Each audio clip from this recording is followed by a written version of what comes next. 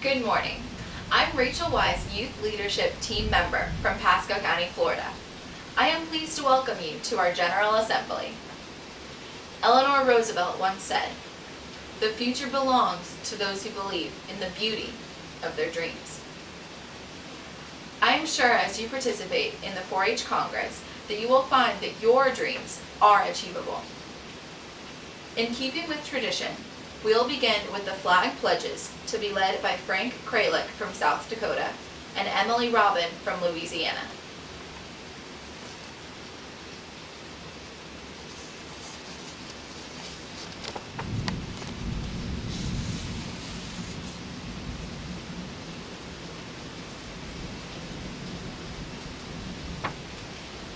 Thank you, Frank and Emily.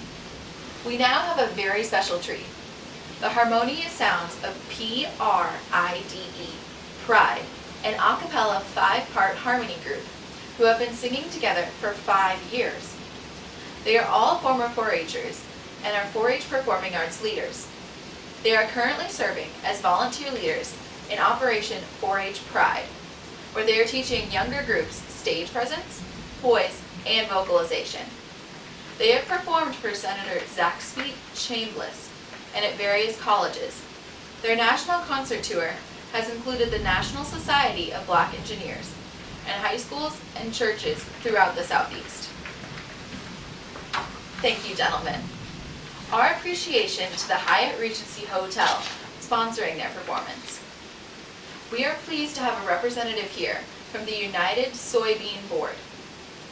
The United Soybean Board is a producer-funded, producer-run organization that works to promote soybeans and the profitability of the U.S. soybean farmers within 4 program areas: international marketing, domestic marketing, new uses, and production. Today, the United Soybean, sponsoring our 4-H Congress, inspirational speaker from the United Soybean Board's International Marketing Committee is Tennessee soybean grower Jimmy Barber. Mr. Barber?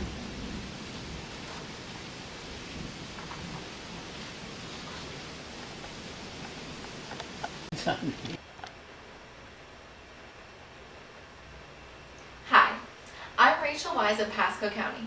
That's in Central Florida, just north of Tampa. I'm a sophomore in high school and a straight-A student, as well as the class president. A fun time for me is just hanging out with some of my friends and watching a good movie. As an aspiring actress, I joke that by watching too many movies, I'm studying for my future career. I enjoy portraying different people and studying the many diverse characters because it gives me a chance to see what other people see and just step outside of myself for a while. It has given me a strong sense of empathy. This will be my 10th year in 4-H, and I continue to get more and more involved each year. During my first year, I was the youngest person in the district to have ever given a demonstration at county events at the age of 5. And now at 15, I am one of the most active participants in the county. I am involved in my state as well as district events, such as Florida 4-H Congress, Florida 4-H horse events, Florida 4-H legislature, and county and district events. While competing at Congress, I was chosen to be the first place winner in horse public speaking. And I'm a qualifier for the national competition in Louisville, Kentucky, and the regional competition in Little Rock, Arkansas. 4-H is very important to me, and through my many years in 4-H, I have truly committed myself in very different areas, such as media arts, equine studies, performing arts, citizenship, plant connections, public speaking, and leadership. With the centennial of 4-H at hand, traditions of my family are evident as well.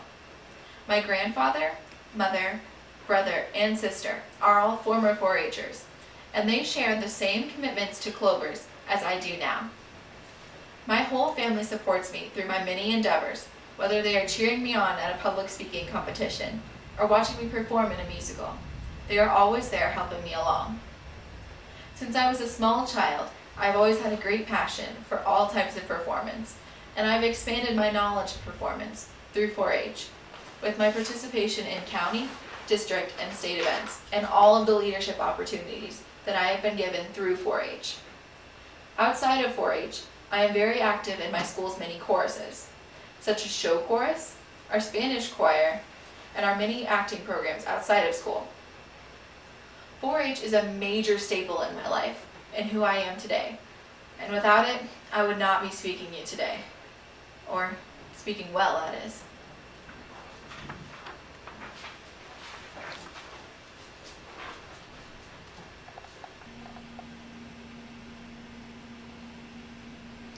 Accept the challenge. Be the very best that you can be.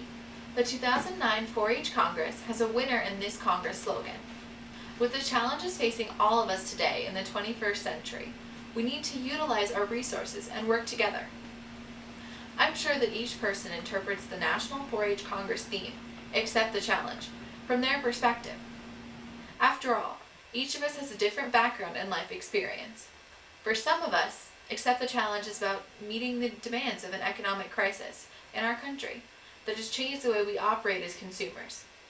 4-H, over its 100-year history, has always been a tremendous resource in this area, and its roots teach us about caring for our national resources to feed, clothe, and nurture our lives. Science is also important to me, and I've spent time this last year on energy resources, producing fuel from citrus, and now I'm working on biofuel producing digesters. To me, this is a challenge that I accept. I've learned more about the project in the last few weeks at my 4-H State Congress at the University of Florida.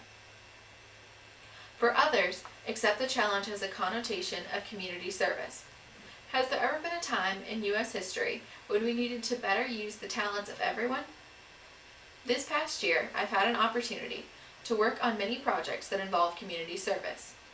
Whether it was a horse ride with my 4-H club for children in inner city areas to give them a taste of the Florida green swamp or the feel of a horse, or working with my school to furnish backpacks for the homeless, I found that giving time to others comes back to you and gives you the opportunity to learn from people and see issues from all different angles. Accept the Challenge also means the needs of a diverse world. Think about it. We are a multicultural, multilingual, and a diverse population here in the United States. The opportunities for my future will involve working with groups from all different backgrounds, languages, ages, and places. Accept the Challenge is a personal message for me as well. I am a competitor. Do you know the type? Whether I'm playing a game of tennis, my absolute favorite sport, or participating in a public speaking contest, or even running for an office, I love to seize the occasion. It is a bit of American competition, don't you think? Developing strategies, building teams, and then facing the competition is a passion for me, because it's a challenge. Along the way, you learn sportsmanship, and sometimes you can also learn from defeat as well, or at least learn humility, that is. And then, too, you can accept the challenge to try again and be the best you can be. Accept the challenge in communication. For me, communication is conveying a message as an actress or as a singer. Recently, I emceed a talent show for my school, and later emceed a battle of the bands. It was great to accept the challenge in an impromptu format and use my drama skills. Lastly, I think Accept the Challenge beautifully fits the 4-H motto, make the best better. Accepting the challenge, whatever it may be, is a part of making the best better for me. Accept the challenge and be the best person you can be. Build your education, community, 4-H program, and be there for your family and friends. Accept the challenge.